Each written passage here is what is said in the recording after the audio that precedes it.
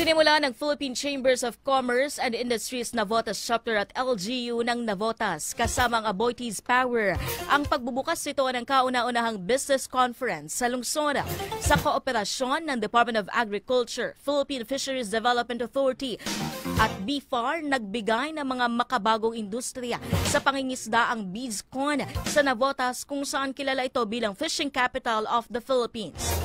Ayon kay PCCI Navotas Chapter President Peter Paul Santos at Mayor John Ray Chanco, layunin nito na magbigay kaunlaran sa mga micro, small, medium enterprises o MSME at hindi lamang ito sa mga residente ng Navotas kung hindi pati sa ibang mga bibisita dito.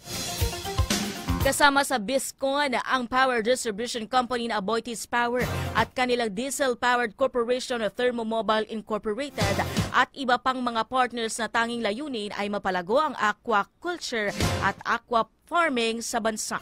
Ngayon naman ay huling araw ng PCCI Navotas Business Conference sa Navotas Sports Complex. We are a city, a progressive city, and we are into other industries as well.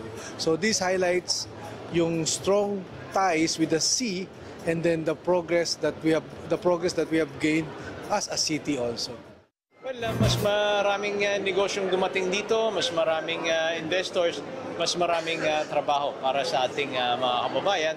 At the same time, sa gobyerno naman po, mas maraming buwis. Ibig sabihin, mas maraming magbibigay ng mga social services po. We are in partnership with them in building businesses here kasi they also need electricity. And that's why we want to connect with them and provide solutions on how to make their energy more reliable and more affordable.